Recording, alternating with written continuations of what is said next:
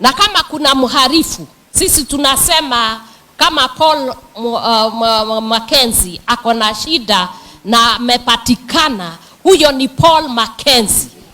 Hata mama yake asiingizwe kwa hiyo, hata baba yake na familia yake haiko hapo, na kanisa la Bwana liachiliwe.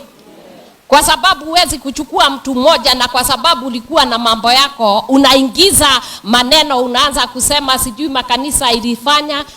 Paul Mackenzie sio kanisa. Yeye hata anasema si pastor, yeye ni master. So we treat him as he is. A criminal is a criminal. A terrorist is a terrorist.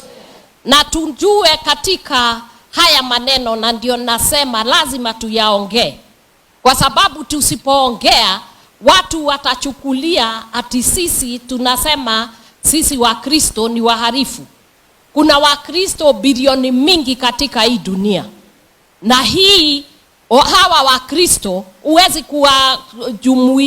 kuwajumulisha na kusema hawa wote ni criminals.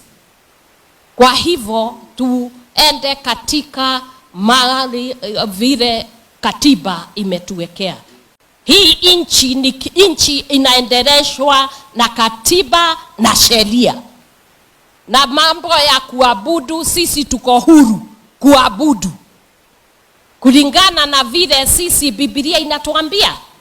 Na kwa hivyo nilikuwa nataka kusema hivyo kwa sababu ikiwa mambo ya Mkristo moja akipatikana ako na shida, mwili wote wa Kristo unajumulishwa na kuambiwa kila mtu ako na shida au yeye ni muharifu. Sisi hakuna kitu cha mtu tumeharibu, lakini huwezi kwenda kuchukua wa Kristo wote wa Catholic useme wote ni waharifu na ni wauaji. Ni vile tu mnasikia saa ingine kuna terrorists.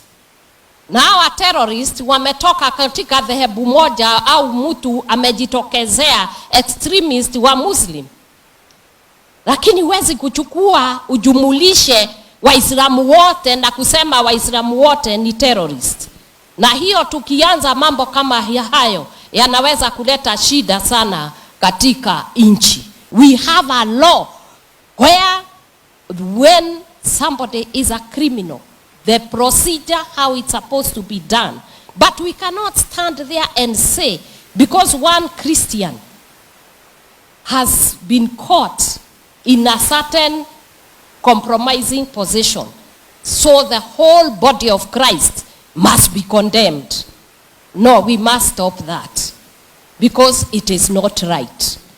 Criminal is a criminal, a terrorist is a terrorist. A murderer is a murderer. Just take the murderer, let them go through the law, and let them be prosecuted, and let us know what they did. If they are guilty, they are put behind the bars.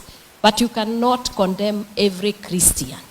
In the whole world, we have over 3 billion Christians. You cannot ramp them and call the body of Christians thieves or whatever it is. And if you have to apply law, it must be fair to all religions. And that must be the way we do it.